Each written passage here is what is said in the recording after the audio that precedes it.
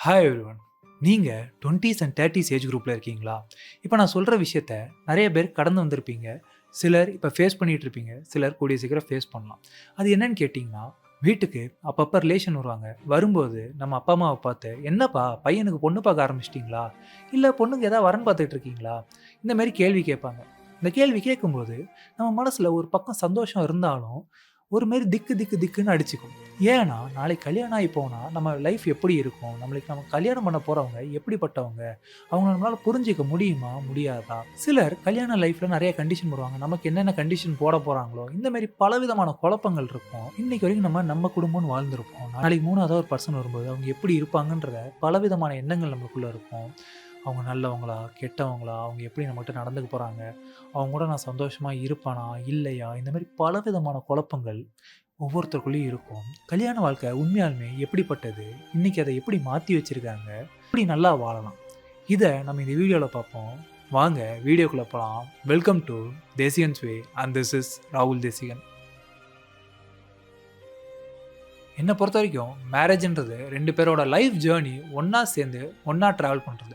இந்த டிராவல்ல உங்களுக்குள்ள இருக்க ட்ரஸ்ட்டும், லவ்வும் டே பை டே இன்கிரீஸ் ஆயிட்டே போயிட்டுருக்கும். இத இன்னும் சிம்பிளா சொல்லணும்னா, மேரேஜ் ஒரு மேஜிக்ன்னு சொல்லலாம். ஏன்னா, யாரு என்னன்னு தெரியாம ஸ்ட்ரேஞ்சரா அந்த ஒருத்தர், எனக்கு எல்லாமே ஆன ஒருத்தரா மாறுற அந்த நொடி இருக்கு பார்த்தீங்களா? அந்த நொடிய மேஜிக்ன்னு தான் சொல்ல முடியும். ஸோ, அந்த நொடி நம்ம வாழ்க்கையில எப்போ ஏற்படுதுன்னா, நம்ம மேரேஜ் பண்ணும்போது ஏற்படுது. கரெக்ட்டா? ஸோ, அதனால தான் நான் என்ன சொல்றேன், மேரேஜ மேஜிக்ன்னு சொல்றேன். இன்னைக்கு மேரேஜ் அப்படிதான் நடக்குதான்னு கேட்டீங்கன்னா, சிலருக்கு அப்படிதான் நடக்குது. ஆனா பலருக்கு அது அப்படி நடக்கிறதில்ல. ஏன்னா, இங்க மேரேஜ்ன்றது பிசினஸா தான் நடக்குது. அது மேஜிக்கா நடக்கிறதில்ல. ஏன்னா, இன்னைக்கு ஒரு பையனையோ, ஒரு பொண்ணையோ பார்க்க போறோம்னா, நம்ம 1008 கண்டிஷன் வைக்கிறோம். ஒரு பையனுக்கு நீ இவ்வளோ சம்பாதிக்கணும், வீடு வச்சிருக்கணும், கார் வச்சிருக்கணும், இவ்வளோ பேங்க் பேலன்ஸ் இருக்கணும், சொத்து இருக்கணும், அந்த மாரி கண்டிஷன் வைக்கிறோம். இதே ஒரு பொண்ணா இருந்தா, இவ்வளோ நகை போட்டு வரணும், இவ்வளோ படிச்சிருக்கணும், வந்தா எங்க அப்பா அம்மாவ பார்த்துக்கணும், அத தாண்டி புள்ள பெத்தா, அந்த புள்ளைக்கு சொல்லி தர அளவுக்கு படிச்சிருக்கணும். இந்த மாரி பல விதமான கண்டிஷன் போடணும். இதே எனக்கு கடன் இருந்தா, அவ வேலைக்கு போய் அந்த கடன அடைக்கிற அளவுக்கு அவ வேலைக்கும் போணும். ஸோ இந்த மாரி கண்டிஷன் போடுறோம். அவங்களுக்கு இதுல விருப்பம் இருக்கா? இல்லையான்றதுல ஆட்டோமேட்டிக்கா இந்த கண்டிஷனுக்காகவே அவங்கள ஃபோர்ஸ் பண்ணி அத செய்ய வைப்போம். ஸோ, இந்த மாரி நடக்கிற மேரேஜ்ல எத்தன பேருக்கு திருப்தி இருக்குன்னு எனக்கு தெர்ல. இந்த மேரேஜ்ல ஒரு சிலருக்கு ஒர்க் அவுட் ஆகலாம். ஒரு சிலருக்கு ஒர்க் அவுட் ஆகாம போலாம். ஏன்னா, மேரேஜோட அடிப்படையே ஒரு லவ் அண்ட் ட்ரஸ்ட். ஏன்னா, இங்க யாருமே பெர்ஃபெக்ட் கிடையாது. எல்லாருமே ஒரு விதமான இம்பெர்ஃபெக்ட் பெர்சன் தான். என் இம்பெர்ஃபெக்ஷன பேலன்ஸ் பண்ணக்கூடிய ஒரு பெர்சன் தான் எனக்கு லைஃப் பார்ட்னரா வரணும்னு நான் நெனப்பேன். ஸோ, அத இந்த கண்டிஷன் மூலமா எங்கேயுமே இந்த கண்டிஷன்ல அத செக்கே ஆகாது. அப்ப இப்படி ஒரு பர்சன் நான் கல்யாணம் பண்ணும்போது, கல்யாணம் பண்ண பிறகு நம்ம எதிர்பார்க்கிறது என்னது? Love, carrying. ஸோ இது 2மே அந்த பெர்சன்ட்டருந்து கிடைக்குமான்னு கேட்டா, ஒரு சிலரால கொடுக்க முடியும், ஒரு சிலரால கொடுக்க முடியாது. ஏன்னா, இங்க எல்லா பெர்சன்ஸுமே ஒரே மாரி இருக்கிறதில்ல. ஒவ்வொருத்தர் ஒவ்வொரு மாரி மாறிக்கிட்டே இருப்பாங்க. அதுல உங்க இம்பர்ஃபெக்ஷனுக்கு ஏத்த மாரி இருக்க பெர்சன் எப்படி இருப்பாங்கன்றத கண்டிஷன நீங்க ப்ராப்பரா போட்டிருந்தா, உங்க மேரேஜ் மேபி கரெக்ட்டா நடந்திருக்கலாம். பட் நம்ம எக்ஸ்பெக்ட் பண்ணது வேற. அப்புறம் மேரேஜ் ஆன பிறகு நம்ம எக்ஸ்பெக்ட் பண்றது வேற. இதனாலேயே நம்மளுக்கு வாழ்க்கையில பலவிதமான பிரச்சனை வருது. இன்னைக்கு மேரேஜ் லைஃப்ல பல பேர் சொல்ற விஷயம் என்னன்னா டைவர்ஸ். இந்த டைவர்ஸ கேட்கும்போது, மேரேஜ் பண்ணாம இருக்கவங்களுக்கும், "ஐய்யய்யோ! மேரேஜே பண்ணிறக்கூடாதாட்டுருக்கு. என்னடா நெறைய டைவர்ஸ்ன்றாங்க." என்ன பொறுத்தவரைக்கும் டைவர்ஸ் யாரெல்லாம் பண்ணலாம்னா, யார் ஒருத்தர் டாக்ஸிக்கான ஒரு ரிலேஷன்ஷிப்ல மாட்டிக்கிட்டு இருக்காங்களோ, அவங்க டைவர்ஸ் பண்ணலாம். அத தாண்டி ஈகோனாலயோ, ஒரு அண்டர்ஸ்டாண்டிங்கே இல்லாதனாலயோ நடக்கிற டைவர்ஸ்லாம் என்ன கேட்டா, நீங்க ட்ரை பண்ணா இத 2யுமே தூக்கி போட்டு ஒரு அண்டர்ஸ்டாண்டிங் கொண்டு வந்துரலாம். பட் இன்னைக்கு இருக்க சூழ்நிலையில அத யாருமே கொண்டு வரதில்ல. இதுதான் ஒரு விதமான பிரச்சனையா இருக்கு. உண்மையாலுமே இன்னைக்கு மேரேஜ் லைஃப்ல நம்ம பார்க்கறது ஒரு 2 விதமான கப்புள்ஸ் தான். ஒரு கப்புள் என்னன்னா, அவங்க ஆண். அவங்க பண்ற வேலைய அவங்க பண்ணணும். பெண் இவங்க பண்ற வேலைய இவங்க பண்ணணும். இப்படி இருக்கிற ஒரு கேட்டகரி. அதேமாரி இன்னொரு கேட்டகரி என்னன்னா, நான் ஈக்குவாலிட்டி பார்க்குற ஆள்ப்பா.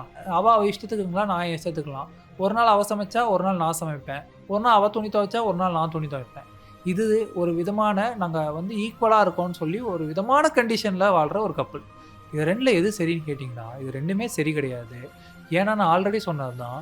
இங்க உங்க இம்பர்ஃபெக்ஷன பேலன்ஸ் பண்றது தான் ஒரு ரிலேஷன்ஷிப். ஸோ இங்க இம்பர்ஃபெக்ஷன் பேலன்ஸ் ஆகுதான்னு கேட்டா, இப்ப நல்லா யோசிச்சு பாருங்களேன். என்னால இது பண்ண முடியாது. ஆனா, இது ஒரு நாள் அவங்க பண்ணணும், ஒரு நாள் நான் இத பண்ணணும். அப்படி கிடையாது. அதேமாரி ஹஸ்பண்ட் அண்ட் ஒய்ஃப்ல அவங்க கேட்டா ஹெல்ப் பண்ணிருவேன் அப்படின்ற பெருமையில இருக்கிற ஒரு சிலருக்கு மட்டும் நான் ஒண்ணு சொல்லிக்கிறேன். இங்க அவங்க கேட்டு நீங்க ஹெல்ப் பண்றீங்கன்றத ப்ரவுடா நெனச்சுக்காதீங்க. ஓகேவா? உங்க ஒய்ஃபோ, உங்க ஹஸ்பண்டோ வந்துட்டா நீங்க 2 பேரும் ஒண்ணு தான். ஏன்னா, உங்க கூட இருக்கவங்க உங்களோட பெட்டர் ஆஃப். ஸோ, அவங்களுக்கு ஏதாவது ஒண்ணு தேவைன்னா, நீங்க பண்றது உதவி கிடையாது. உங்களுக்கு நீங்களே பண்ணிக்கிறத என்னைக்குமே உதவின்னு சொல்லிக்க முடியாது. ஸோ, அவங்க கேட்டா நான் போய் பண்ணி குடுத்துட்டு வந்துருவேன். அப்பல்லாம் எதுவுமே இல்ல. அவங்க கேட்கலனாலும் அவங்களுக்கு என்ன தேவைன்றத புரிஞ்சுக்கிற இடத்துல நீங்க எப்பயுமே இருக்கணும். அப்படி நீங்க இல்லன்னா, இன்னையிலருந்து அப்படி மாறிக்கங்க. ஏன்னா, அப்படி நீங்க இருக்கிற பட்சத்தில உங்க மேரேஜ் லைஃப் ரொம்ப ஹேப்பியா, செரிஷ்ஃபுல்லா இருக்கும். இத என்னைக்கும் நீங்க மறந்துறாதீங்க. எப்பயுமே மேரேஜ் லைஃப்ல நாங்க 2 பேரும் சமம்ன்னு நெனைக்கிறீங்கன்னா, சமம்ன்றது நீங்க 2 பேரும் ஒண்ணா இருக்கிறது. ஓகேவா? அத விட்டுட்டு அந்த ஈக்குவல்ன்ற பேசிஸ்ல நீங்க போட்டு, ஒரு நாள் அவங்க, ஒரு நாள் அவங்க. அப்படி கிடையாது. அத தாண்டி அவங்களுக்கு தேவை இருக்கும்போது நான் பண்றதும், எனக்கு தேவை இருக்கும்போது அவங்க பண்றதும் தான் அந்த ஈக்குவாலிட்டி. ஓகேவா? அத விட்டுட்டு அவங்க கேட்டா நான் பண்ணுவேன். நான் கேட்டா அவங்க பண்ணணும். அப்படி இருக்கிறது மேரேஜ் லைஃப் கிடையாது. அவங்களுக்கு தேவைப்படும்போது நம்மளே பண்ணி குடுக்கலாம். அதுக்கு அவங்க கேட்கணும், கேட்டா பண்ணுவோம் அப்படின்னு உட்கார்ந்துருக்கிறது தப்பு. ஓகேவா? இத அவங்க பண்றதுக்கு கஷ்டப்படுறாங்கன்னு தெரியும் தான். நான் போய் அங்க சப்போர்ட் பண்றது எந்தவித தப்பும் கிடையாது. ஏன்னா எனக்கு நானே செய்றது என்னைக்குமே உதவியாகாது. அண்டர்ஸ்டாண்டிங் இருக்க கப்புல் எப்படி இருப்பாங்கன்னா, அதுக்கு நான் ஒரு எக்ஸாம்பிள் சொல்றேன். ஒரு கதை மாரி. என்னன்னா, ஒரு நாள் ஹஸ்பண்ட் வேலையிலேருந்து வராரு. ஒய்ஃப் இன்னும் வேலையிலேருந்து வரல. பார்க்குறாரு, ஓகே நம்ம ஃப்ரீயா தான் இருக்கோம். இனி அடுத்து நம்மளுக்கு எந்த ஒர்க்கும் இல்ல. அவங்க வந்து சமைக்கிறதுக்கு எதுக்கு? நம்மளே சமைச்சு வச்சிரலாமே! இப்படின்னு ஒருத்தர் யோசிக்கிறாரா? ஓகேவா? இது அவங்களோட ஷெட்யூல் டே அப்படின்லாம் எதுவுமே கிடையாது. உங்களுக்கு நான் சமைச்சு வைக்கணும்னு நெனைக்கிற அந்த ஒரு இடம் தான் அண்டர்ஸ்டாண்டிங். ஓகேவா? சப்போஸ் அவங்க வரதுக்கு லேட் ஆகுது, டைம் ஆகும், எனக்கும் டயர்டா இருக்கு அப்படின்றப்ப ஆர்டர் பண்ணி வச்சிரலாம். இப்படி யோசிக்கிறது ஒரு விதமான அண்டர்ஸ்டாண்டிங். இது எதுவுமே இல்லாம, அத விட்டு இன்னைக்கு அவ டே ஆனா லேட்டா தான் வரா. சரி லேட்டா வந்தா அவளே சமைக்கட்டும். அப்படின்னு நீங்க நெனைக்கிறீங்க. இல்ல அவ சம்பாதிக்கிறா, அவ ஆர்டர் பண்ணட்டும். அப்படி எதுவுமே இல்ல. இங்க நீங்க சம்பாதிக்கிறது மேட்டர் கிடையாது. நீங்க இது பண்றது மேட்டர் கிடையாது. இங்க love and understanding and trust இந்த 3மே ஒரு மேட்டர். ஏன்னா, இது இருந்துச்சுன்னா, ஒருத்தரோட சூழ்நிலைய நீங்க ஈஸியா புரிஞ்சுகிட்டு, அதுக்கேத்த மாரி நீங்க பேலன்ஸ் பண்ணிருவீங்க லைஃப்ப. இது இல்லாம தான் இன்னைக்கு நெறைய ரிலேஷன்ஷிப் டைவர்ஸ்ல போய் நிக்குது. இந்த டைவர்ஸ் ஒரு டாக்ஸிசிட்டில நடந்தா நல்லது. ஆனா, அத தாண்டி இந்த அண்டர்ஸ்டாண்டிங் இல்லாமலோ, இல்ல ஒரு ஈகோனாலயோ நடக்கிற டைவர்ஸ்லாம் வந்து கேட்டீங்கன்னா, ஈகோ என்னைக்கு பெருசாகுதோ, அன்னைக்கு உங்க ரிலேஷன்ஷிப் ரொம்ப சின்னதாயிரும். ஸோ, ஈகோவ மட்டும் தூக்கி போட்டுருங்க. ஒரு மேரேஜ் லைஃப்ல உங்க ஹஸ்பண்டோ, இல்ல ஒய்ஃபோ தப்பே பண்ணிட்டோங்க. ஓகேவா? அவங்க கூட நிக்கிறது தான் ஒரு ஹஸ்பண்டுக்கோ, ஒய்ஃபுக்கான ஒரு நல்ல பண்பு. கூட நிக்கிறதுனா, இப்ப அவங்க தப்பு பண்ணிட்டு, அவங்க கூட நின்னு சரின்னு சொல்லல. அவங்க தப்பு பண்ணிட்டாங்க. அவங்க கூட சேர்ந்து திட்டு வாங்குறது தப்பே கிடையாது. அதே அவங்க சரியா இருக்கும்போது, அவங்க கூட நின்னு பேசுறதும் தப்பு கிடையாது. ஓகேவா? என்னன்னா, அவங்க உங்கள நம்பி வந்தவங்க. அவங்க கூட நீங்க தான் நிக்கணும். இந்த உலகத்துல நெறைய பேர் சொல்றது என்னன்னா, கல்யாணம் ஆன அப்புறம் ஆளே மாறிட்டேன். இப்பயும் சொல்றேன். கல்யாணம் ஆன பிறகு என் ஹஸ்பண்டோ, இல்ல என் ஒய்ஃபோ தான் என் ஃபர்ஸ்ட் பிரையாரிட்டின்னு சொல்றதுல எந்தவித தப்பும் கிடையாது. ஏன்னா, இந்த இந்த சமுதாயம் எப்பயுமே ஹஸ்பண்ட் தான் உனக்கு எல்லாமேன்னு பொண்ண பார்த்து சொல்லுவாங்க.